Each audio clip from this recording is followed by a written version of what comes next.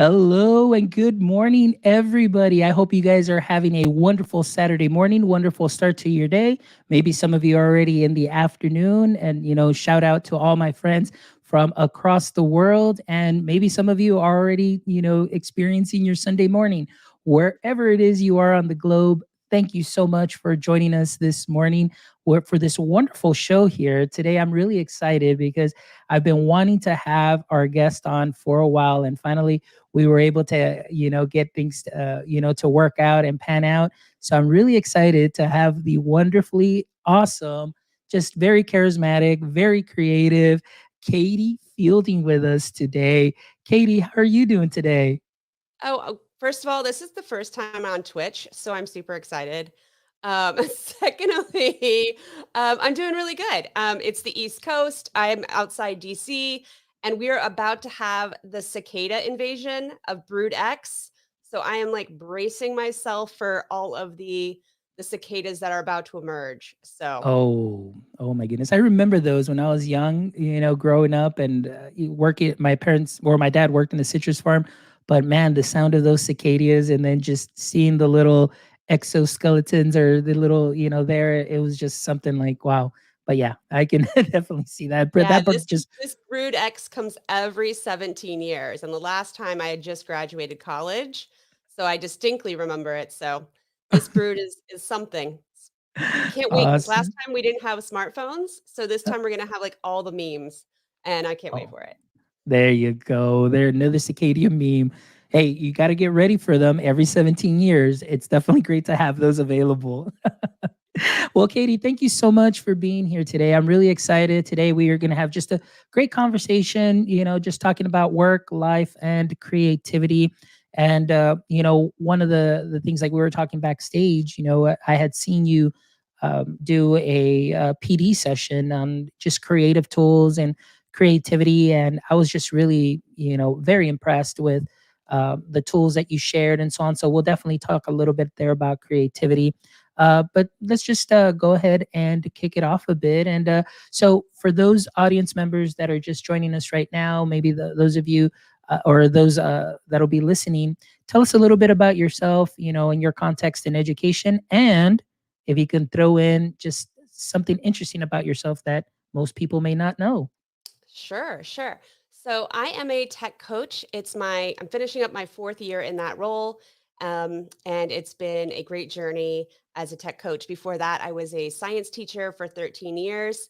And here's something that most people on Twitter and like the community won't know is that I'm actually a coach and I was a teacher at the school that I graduated from. So I've been there a long time. And it's been a great place for me to grow as an educator. Some other things about me: I am a Google trainer, innovator, and coach. And probably something that contributes to a lot of my feelings about education and thoughts about education and things that I want for students is that I am a person with a disability. I have cystic fibrosis, which is a genetic lung disease that I was born with. And that definitely impacted my educational experience. And this month is CF Awareness Month, and our color is purple. So that's why my background's purple. Oh, there you go, Katie. Well, thank you so much for sharing that. I appreciate that. And, I know that you are a strong advocate too, as well. Is that correct? Can we just talk a little bit about that? Since it is Cystic Fibrosis Month, then, Yeah. let's go ahead and just talk a little bit about that. If you don't mind, for example, maybe somebody like myself who's not too familiar or in Yes. depth 100%. with it, can you just explain to us a little bit more, if you don't mind, what Yeah. exactly that is? So it's a genetic disease Mhm. I was born with. And basically, the salt doesn't go through my cellular membrane correctly. And that causes all of the little hairs that are on your cells to not move, basically. So that allows mucus to build up everywhere. So my lungs fill up with mucus. It's basically like dying, drowning. And other places that you would have mucus, it's thick and sticky. So my pancreas gets blocked by mucus, so I don't digest food on my own. Um, and it's a whole systemic disease of your whole body, basically. But fortunately, in 2019, a new drug came out on the market and was approved. And 90% of people that have CF qualify for it. And I am one of those.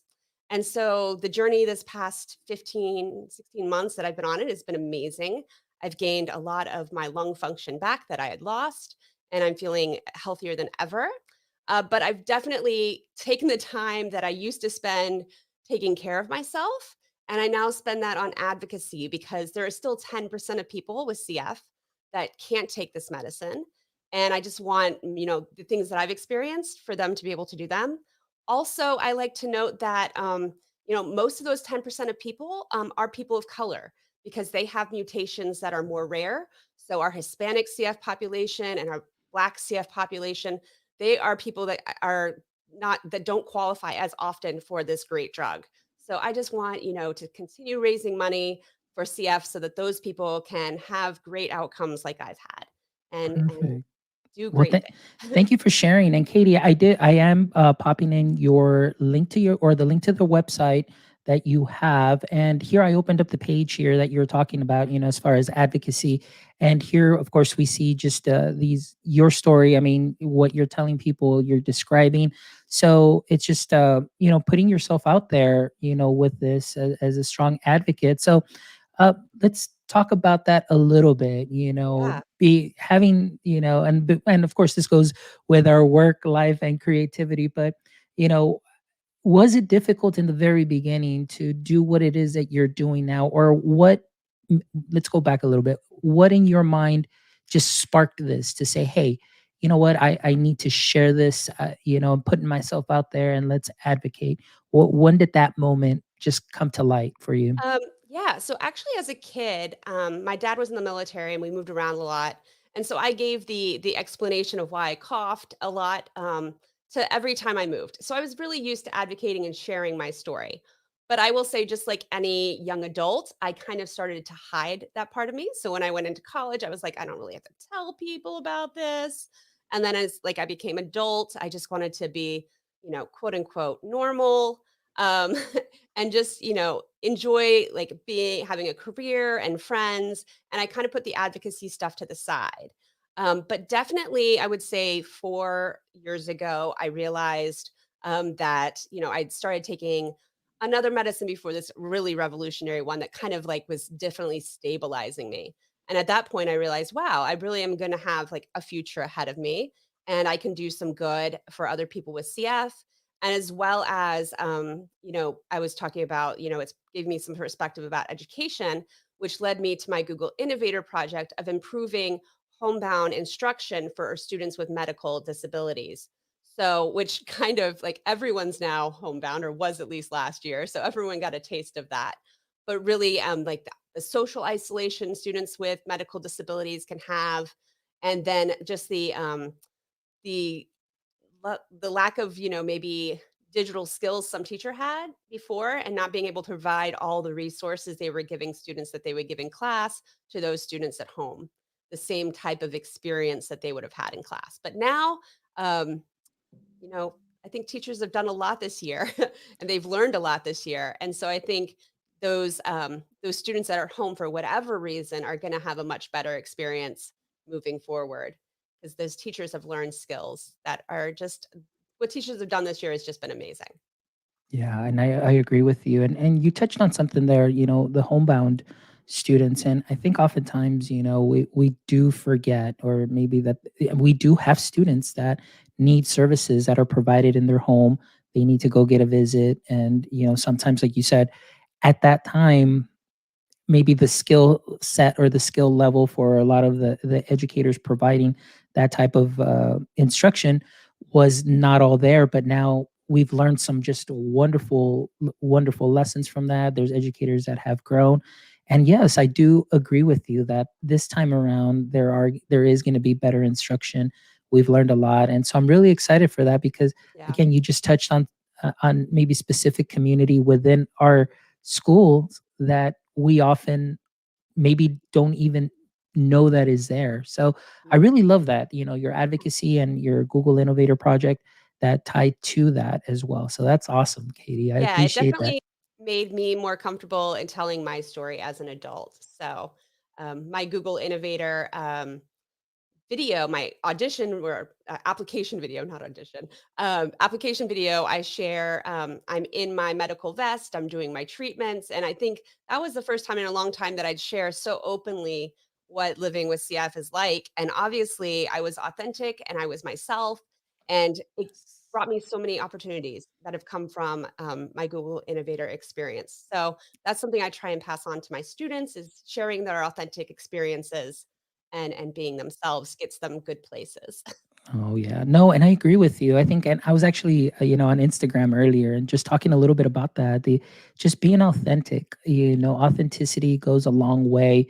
And, I was sharing with people sometimes, we and you're aware with about it, going through the innovator, talking about imposter syndrome. And then you're like, wait a minute, but this person and this person. And as of late, some of the lessons that I've learned, and it was just this last week, there was a quote that I found that somebody posted and said, the more you worry about what somebody else is doing, is the less time that you're working on yourself and, doing what you need to do. But I think authenticity is huge. Building that relationship and the way that you posted your innovator video, it's you're connecting with people, you're being you, and that's being real. And that's something that is always very refreshing and seeing the way that you are in that video is the same person that I'm seeing here live, the same person that I talk to backstage, just that genuine spirit. And that's definitely something that is very, very great. And I love it. So thank you so much for Yeah, thank really you. sharing your story, Katie. Yeah, of course. Hey, we've got some visitors here. We've got Tim Yay. Belmont. Thank you so much for stopping by, Tim. Steph Rothstein also, she hopped on, inspired by watching your innovator video. We've got Tom here. It says here, hey y'all, I co-sign with Stephanie about. Yeah, there you Hey, go. So Tom's Tom. here. Thank you so much for joining. And I just want to let you guys know, those of you that just posted, Tim, Steph, Tom, those of you that are posting, right? You will be in a drawing for some my EdTech Life sticker swag. So even if you just come into the show and you just share a comment, you will be entered, and then we'll definitely get in contact with you. So thank you so much for joining us today on this conversation about work, life, and creativity.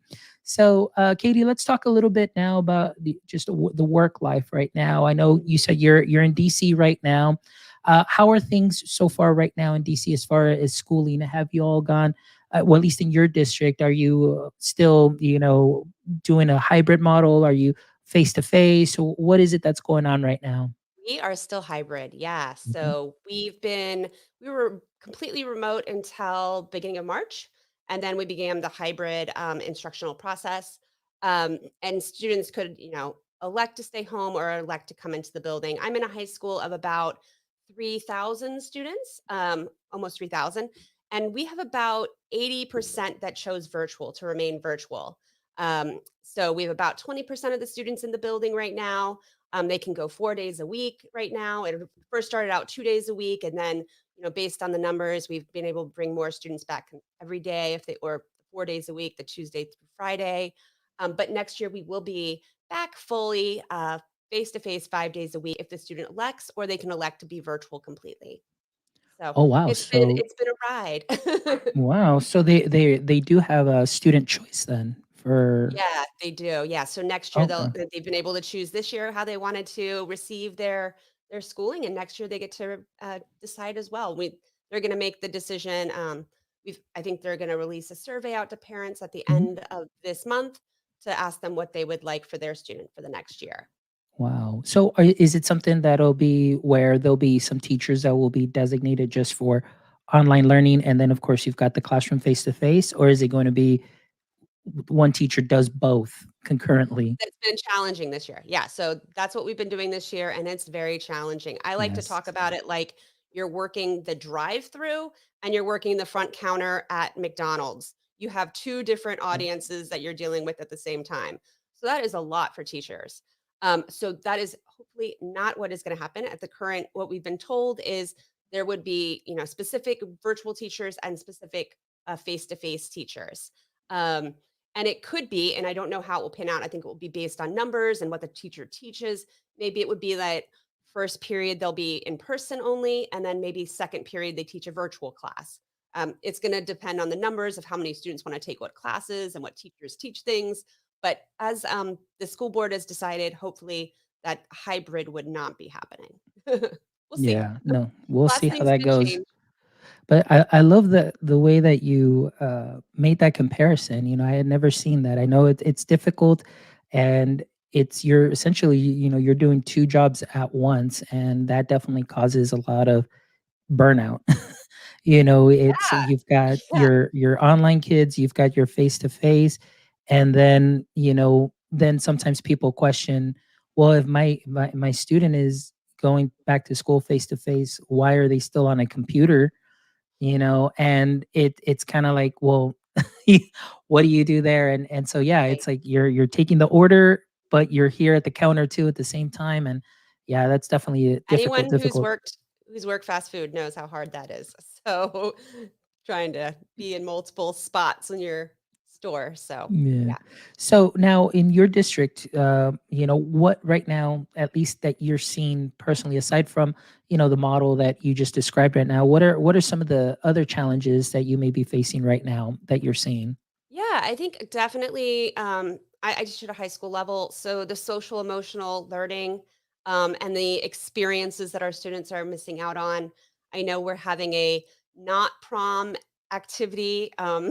That's more of like a socially distanced event that's going to happen. So trying to foster and allow students to have those experiences, but in a safe way. And also, we are having in-person graduation, which people are very excited about, and so making sure that that's a safe event again. So yeah, I think just having those normal high school events is what kids are missing out on. um, so we're still trying to run clubs after school and giving students those social outlets, even if they might be in that virtual space. Yeah. No, and that's something that's very important that I know we've talked about for the last year and a half, the SEL.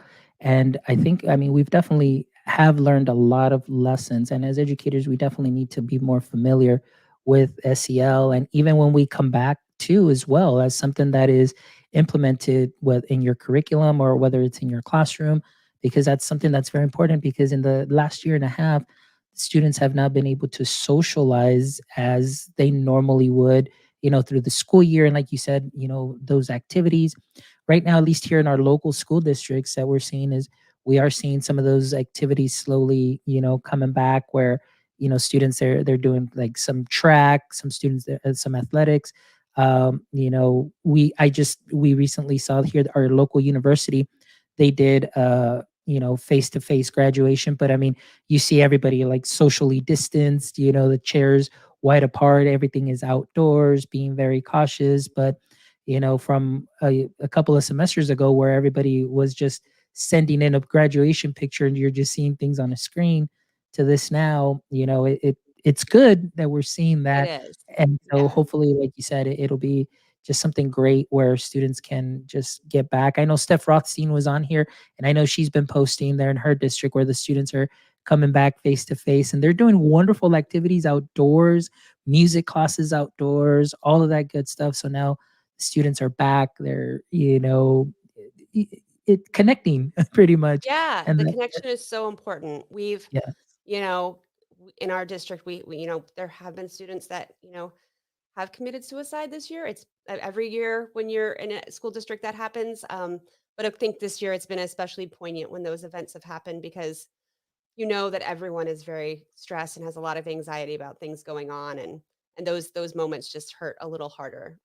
Yeah, no, they sure do. And that's often a lot of stuff that you really don't see on the news or rarely hear about. But it is something that has happened. And recently, about a week ago, I had a friend of mine that called uh, from another state stating that, one of her students, this happened. And it just really broke my heart. It broke my heart, because we never know what the student home life is, what could be happening there. And I know, at least when I've seen it in my years of teaching, you know, I I know that for those 8 hours that they're there with us, 6 hours, six and a half, whatever it is, it's like that's their safe space, Yeah. just to come and learn and just have some fun and connect and not worry about, what may be happening. And now they've been at home for that long, and things can get very, very hard. So it Yeah, is very that's another sad. reason I'm glad that, if a kid wants to come 4 days a week now that they can,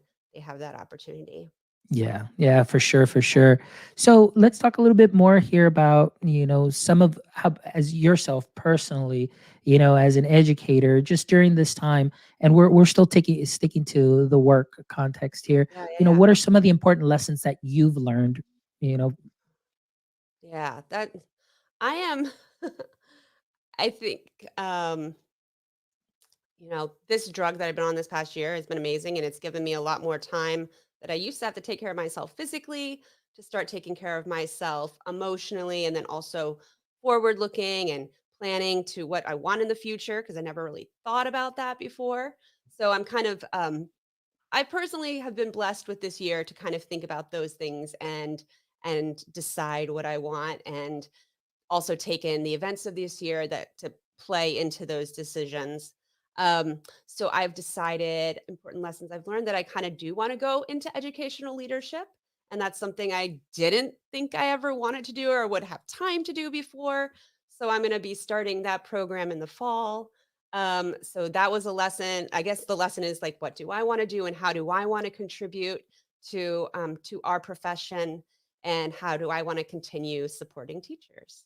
oh, that's excellent. Well, and let me ask you something, just because again, I can relate to you in that aspect where I was like, I never thought I was going to do this, but now I'm doing it.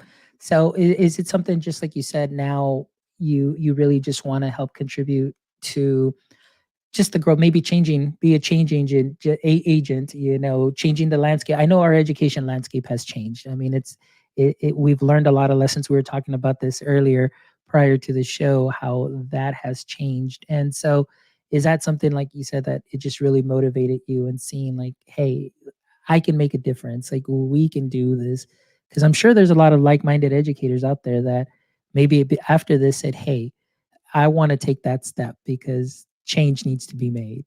Yeah, I'm fortunate that I have amazing leadership at my school that gives me a lot of autonomy to be a leader within my school instructionally. And so I've learned so much about leadership style from my leaders and being a compassionate leader this year. So I would just love to be able to continue what they've taught me in a similar role, or maybe at like a central office type role and bringing that kind of compassion to the central office. Oh, that's great. That's wonderful. Yeah, I think that you'd be just a wonderful addition to, any office, whether central office or any school, any district and everything, with just the passion that you bring and everything. So I'm really excited and very happy for you that you're You. deciding to take on that additional step. And I definitely wish you the best. As many of us too, I think maybe for a lot of us during this time of pandemic too, as well, it was the time of, hey, wait, I need to step it up and I need to, go and continue to move forward, because you just felt motivated, and having that servant leader heart. Like, I think what I'm hearing from you and the way that you've expressed yourself, you really do have that heart of a servant leader, people that want to help, but are also great at leading people and getting them that help and building them up. And so I'm really excited for that, because, You. that servant leader heart, I can definitely relate to that. And like Steph Rothstein would say, we probably have that blue heart, in her quiz that you would take. We probably have that Yep, blue the heart. colors. So that's why Yep. we probably coincide on that. Yeah, I talked to some people this spring a few weeks ago that are interested in being instructional tech coaches in my district. And that's one of the qualities I said. I had said you have to be like a servant leader. You have to be willing to do those small things for teachers that are going to make their day like so much better and may sometimes at the time feel a little bit annoying to you and like, oh, you could probably do this, but doing that for them like that takes you 2 minutes could save them 30 minutes and just makes their day so much better.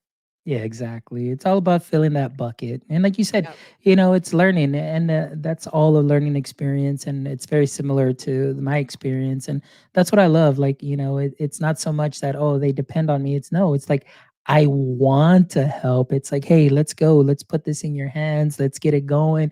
Just get clicky with it, encourage you. Just take a chance.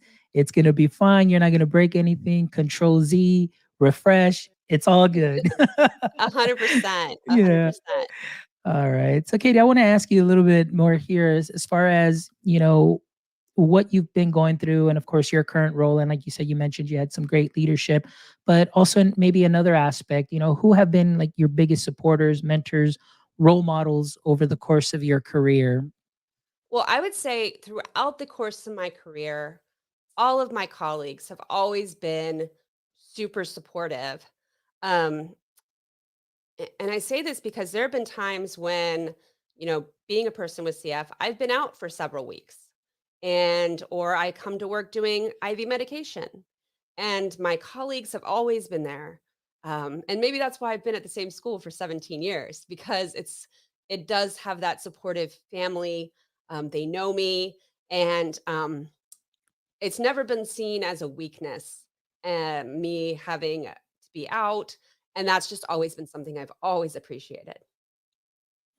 And that's definitely great that you have that team that believes in you and is just willing to just, you know, stand up for you and advocate for you, because I mean you're wonderful and that's just amazing. So I think that's very, very important to have, in that community within you work with, to have those people, mentors, leaders, and that really help you out. And I know for myself, I've had definitely a couple of handful mentors and leaders that have really helped me. And like you said, they're there to build you up, they're there to help you, and at any time. And that's always something important to have, in any workplace and in any setting, because you just never know what you might run into. So that's awesome. Thank you Yeah, for sharing that. of course. Now, what are some of the things that get Katie Fielding to get up and go in the mornings? What are the things that you're just like, you know what?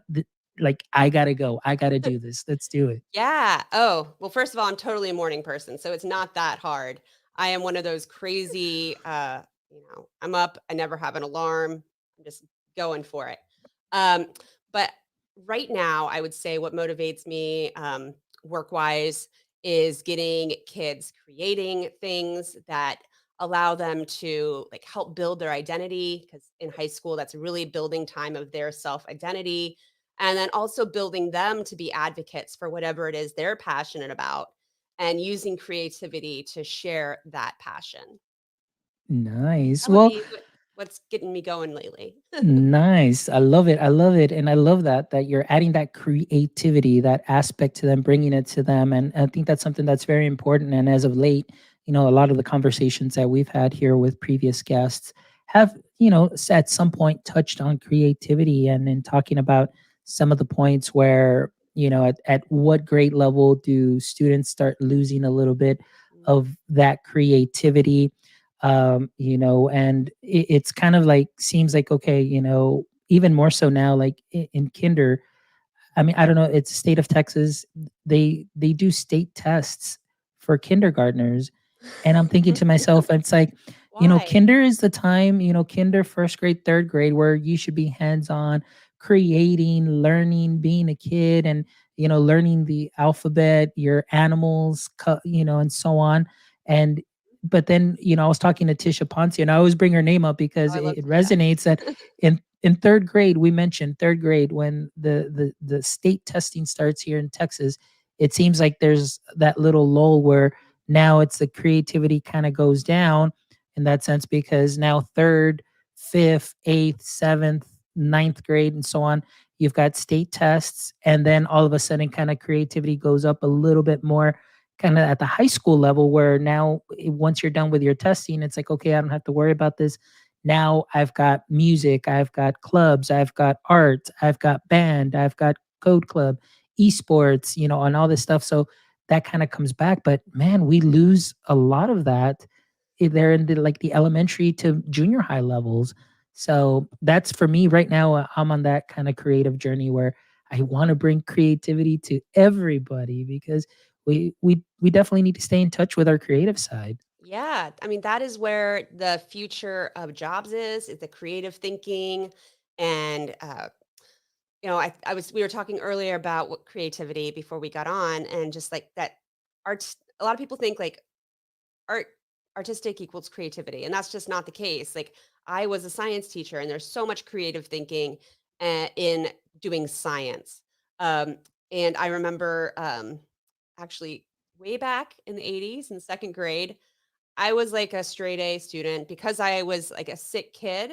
I didn't have any of those like uh, athletic skills. Like, school was my thing, and I got a B in art in second grade. And that just, like, made me feel like I wasn't creative and I wasn't, like, good at those things. And it wasn't, maybe until I became an adult, maybe like a decade ago that I realized, wow, I am a creative person. Like, and those are skills that everyone has. Maybe they're not artistic skills, but I still have like creativity. So making kids realize that, whatever it is they may be creative in, that's like creation is huge and in a big world and they can be, part of it. Yes, no, I agree with you. And it's amazing, like you mentioned, in second grade you got that B, and how that took a toll on you, and in getting you to think that you're not creative. I always Yeah. bring up this story. I and I people may already just, be tired of that story, but it really the point is I'm trying to make is, something that a teacher does can have an effect on you for a while. And so when I was the only kid to never get picked for choir, the only kid, like, they wouldn't even try me out in several years. Like, I tried out 1 year, and then after that, Oh, I just became the assistant to the music teacher, and that was it. And that stuck with me for a while, like, even, as and I let's got be older. honest, high school choirs or junior high choirs, it's not that amazing. Yeah, but, I mean, they're and good, but it's just like it's not like you're gonna make a record. yeah, yeah, so I was never given a chance, and I just kinda like, "Oh, I can never sing."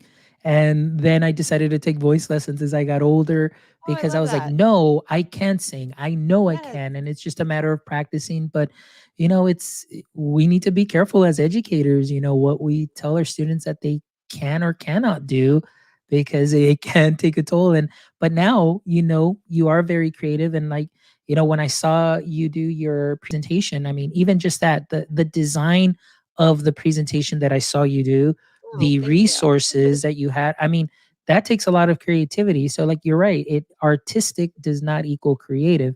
Lesson design, that's being creative. If you do use graphic design, whether you use Canva, whether you use Adobe, that's still Yep. being creative. Creating beats, hands-on creativity, arts and crafts, Mm, that's still creative. But I think it's just that connotation of art, artistic drawing equals creativity. And so right now it's like, no, no, no. Like you said, there's a broad range of how one can be creative. So I love beautiful. that. You're an Yeah. advocate for that, and I love it. Yeah, and so I try and support, trying to support my teachers doing more creative things in their classrooms now by making, choice boards for them. So doing like the tech side, making a choice board of, hey, you could make a video or you could make a podcast, and then they can take that choice board and it leads them to a wakelet of the how to. So that's kind of off the teacher's plate, so that they can concentrate on the content side and then be willing to try something maybe they weren't going to do before with students. So that's what I'm hoping works and has been working in my school for a couple weeks now since I've kind of tried it this year. Nice. Well, but that's great though, because it goes back to creating that experience. It's like you said, I love what you said. Let the teachers worry about that content and explaining that content. Now let's create the experience based on that content. And now you're giving them that choice of creativity, where oftentimes, like I said, when you're in a testing grade, it's like worksheet, worksheet, worksheet, review, review, and it's like, oh no, like, there are creative ways of still teaching those same concepts and internalizing the concepts visually, pictorially, abstract, and tying all of that in together creates that awesome learning experience, like with the choice board. And I love that, Katie. That's such a wonderful idea. So for anybody listening, check out some choice boards and see what it is that you can do, and tie that in to your content to add that additional layer, and giving students that voice and choice in the way Mhm. that they submit something. uh, Yeah, I like to you to tell teachers, I'm like, when you think back to school, do you think of like that great test you took? No, no one does. You think about that really fun project you did, that group project you did in sociology class, or that group project you did in English, and the skit you did, or the video you made. Those are like the memorable experiences we want students to have. And You think about that I'm almost 40, and I think about those things and I remember all the content like vividly that supported, that went along with that creative thing. So I'm trying to push my teachers more to uh, authentic summatives because it is easy, and I know it's easy to grade a test. It can be harder to grade something that's more authentic. Yeah, and that's one thing that I wanted to add to that. It is easy, like you said, grade a test. It's just A, B, C, or D, but that learning artifact. I was always my last 2 years in the classroom. We would do is just like project based learning. Everything was a project, and I would just have a rubric and say, okay, this is what is required. But what I loved though about that, giving them the students or giving students that choice of how they wanted to create was that I was able to get to see their thought process, the way that they would take something that I taught, the content, how they interpreted the content, but then they're actually internalizing the content because now they're invested in the creation. But it also allowed me to see as a teacher and say, oh, wait a minute, I may need to retouch on this because there's a misconception here. If I start seeing that, and that allows me to, as a teacher, kind of get that feedback. And I know, you can get feedback from grading a test, but you want to make sure it's like, well, what's a misconception? You're hearing it live from the student, whether it's the recording, whether it's a flip grid, whether it's a slide deck, whatever it may be. And I think that that really is great. And uh, portfolios, I mean, those are amazing ways for you to continue to see growth from the beginning of the year to the end of the year and have that documented. And so I think that that's something that we can or we should start bringing into the classrooms just a little bit more, just adding it in there, getting teachers familiar with Exactly. that. Yeah, little Yeah. tweaks. Yeah, Yeah, little tweaks here and there. Awesome. yeah. All right. So now, Katie, let's talk a little bit more about your creativity, your creative Mm. process. What are some of the things that you love to do as, being a creator? Yeah, okay. I love creating a presentation and I love creating a spreadsheet. I mean, a spreadsheet can be a creative endeavor, I think. Um, Spreadsheets really do it for me, but I love making a presentation. I love planning a lesson for my teachers. I love planning PD and presentations. I think that's a really great creative outlet for me because ultimately I want my creations to have an impact on students. I want, what I create and what I share with teachers for them to go back and utilize that in their classroom and for my presentation to be a true model of what they can do in their classroom. So I think that's my teaching, I guess, is my creative outlet. And that's great. I love it. And I love that you said that because that kind of just hit me right now. Teaching is creativity. And it 100%. 100%. And I whether mean, you, there's a whole platform of teachers who create things and sell them. yeah, No matter how you feel about it, it's there. And so teachers definitely are creating and hopefully their students are benefiting from those creations. yeah. Yeah, no, for sure, I agree. I don't know why that just kinda hit me like, boom, really hard. I was like, "Wow, teaching is creating," because you sometimes you have to be very creative with the little resources that you may have, or even with any resource you may have. You have to be creative and present it in a creative way that students understand, and so, yeah, teachers, guess what? You are all creators. So, if you ever thought of yourself as maybe not being creative, remember what Katie said, artistic does not equal creativity all the time. Teaching, that's creativity too as well. So that's awesome. And maybe by that 5th period that you've been teaching that lesson, you're also acting very excited, just like you were the first time to teach it. So a lot of Oh yeah. creativity happening all Y around. Yeah, no, for sure, and I think, like, what you said there, like, by my 4th class, I was already having fun because I had already learned from my mistakes, and the students would correct me Yep. the first 3 blocks, so by that 4th block, man, I was just so anxious to share what I had learned, so I looked like the expert, but by that time, I was really excited about sharing, but it was great. It was just a great learning experience altogether. Yeah, I think Alright. back to probably our Innovator experiences in that iteration phase, Yes. like, that is a natural for teachers. You do that between every period you teach the lesson. You're just like, "Oh, I can refine this and refine that," and and improve, improve, improve. There you go. Awesome. All right, Katie. So let's get ready for maybe a little deep question here. Okay. All right. What's an example of a mistake or failure that you experienced, and what did you learn from it? Oh, yeah. We're oh, We're we going fail all deep. the time. We fail all the time, right? Yeah. And I think that's something actually like a lot of kids don't feel comfortable doing right now. And that makes me worried because you got to fail to actually like grow. And so I try, if a lesson flops with my teachers, I learn from it.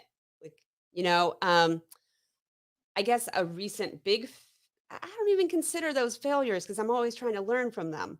But I applied for a job this year that I didn't get. But the feedback that I received from the job was that I was creative. And that made me feel so good. And I was like, wow, like someone else is acknowledging that I'm creative. And that made me feel great.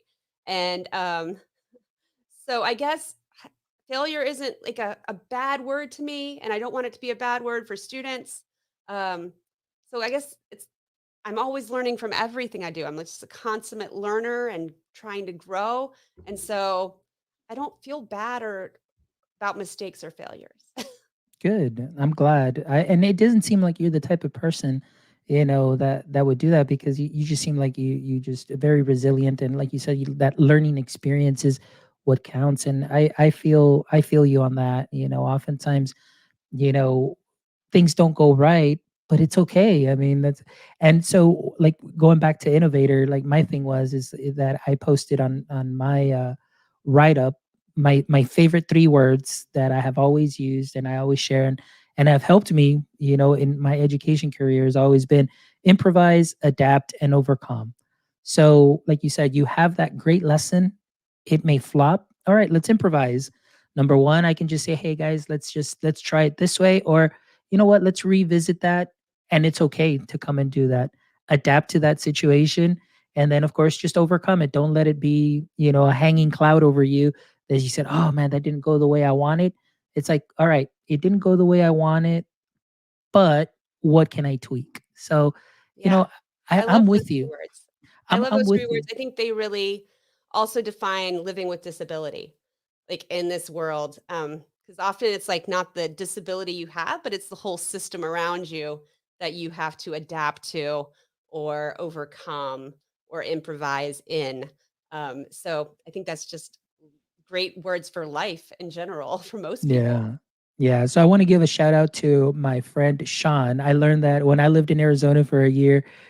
Sean is a former Marine, and he shared that with me. And then as I looked it up, it's not like their official motto, but it's Mhm. what they use, and it just stuck with me. And that was back in 2013. So from 2013 on, I've been always having those three Those words in my mind, and they've helped significantly, to do that. So, but I love the way that you also placed it into that context as well. I mean, that it can work for anything. So it really that's great. can, it really can. Awesome.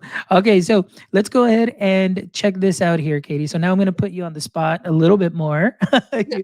So, if you and I were to trade places, tell me one thing about yourself that I should know. Ooh. You have to take all your medicine or you're gonna die? Yikes. Yikes. I mean, that would be the Hey, number 1 most important thing probably. So, yeah, take all your pills. truth. Take all your Truth. There you pills. go. No, hey, that's kinda like boom right there. It's direct, but hey, Those it are is. your video game, like, how you're gonna get your life points. Those are just, the basic survival skills. Yeah, yeah. No, you're right. So, yeah. That just kinda like, whoa. What would you Yeah. tell me?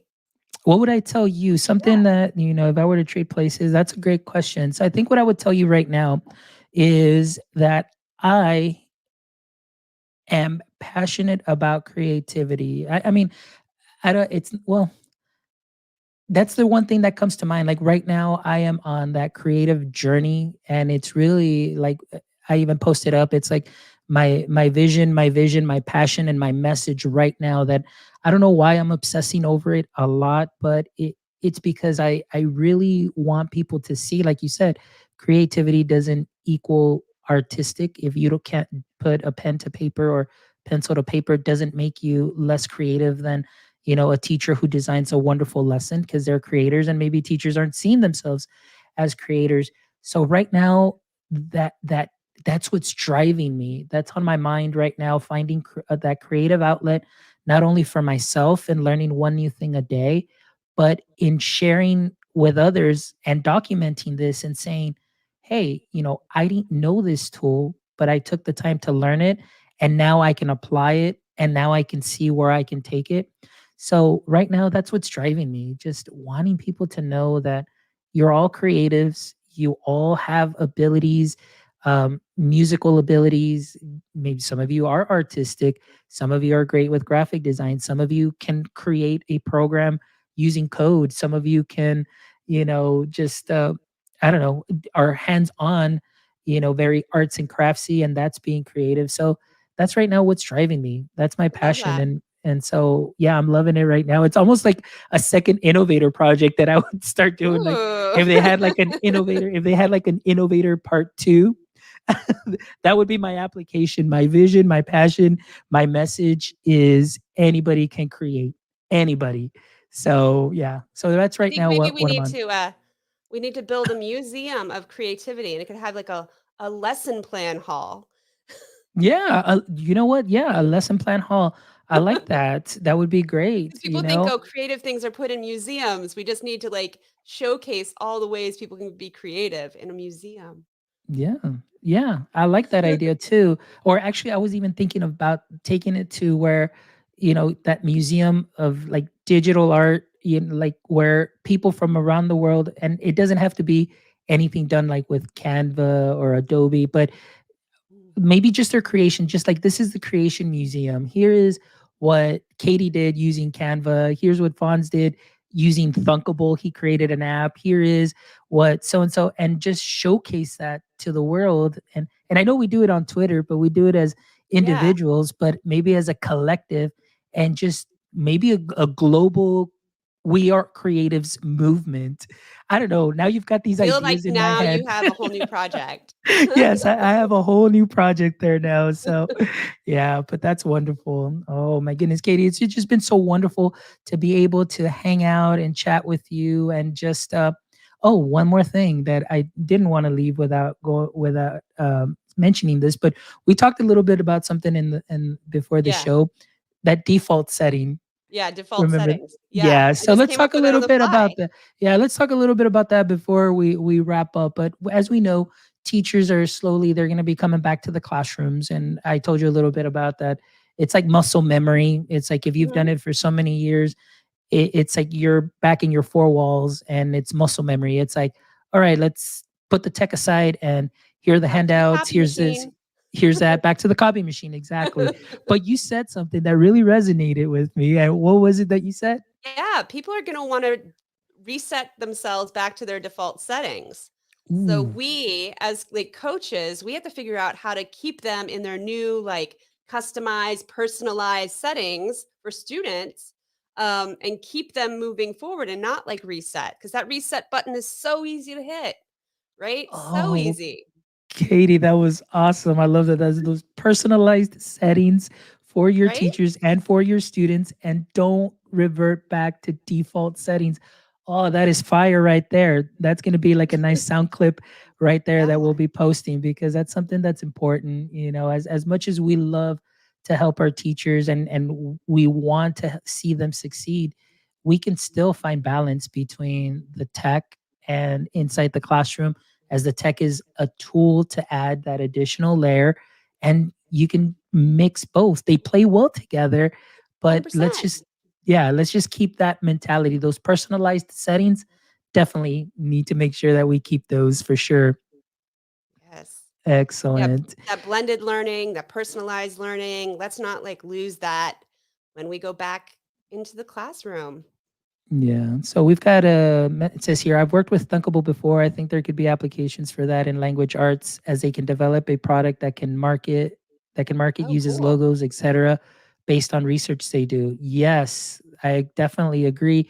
Thunkable, if you're not familiar with Thunkable, go check Not. them It's out. new to It me. is I'm a going to. free platform where you can go ahead and create an app, and it's pretty much like drag and drop blocks.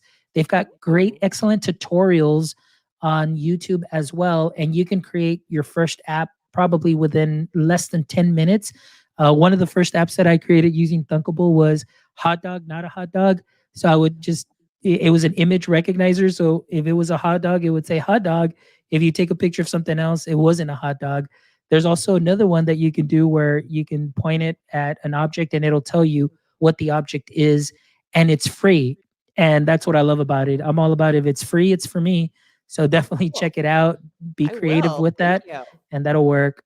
All right. Well, Katie, thank you so much for joining me today, my friend. Thank you. I love talking to you, getting to know you more, and of course, loving the fact that our audience members, everybody that's going to be rewatching the show, will get to know how amazing you are, Katie Fielding, because you are amazing. You are creative.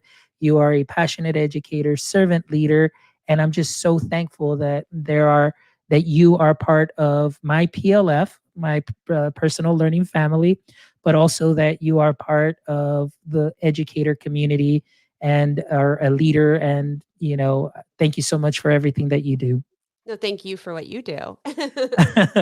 Thank you. And everybody else that's watching, I appreciate you guys. Thank you so much for joining us here on this Saturday with Katie. I did pop the links into the chat. I will post the links in the pod page. You'll have all the links where you can contact Katie, which will probably be her website will be the best, which will be katiefielding.com.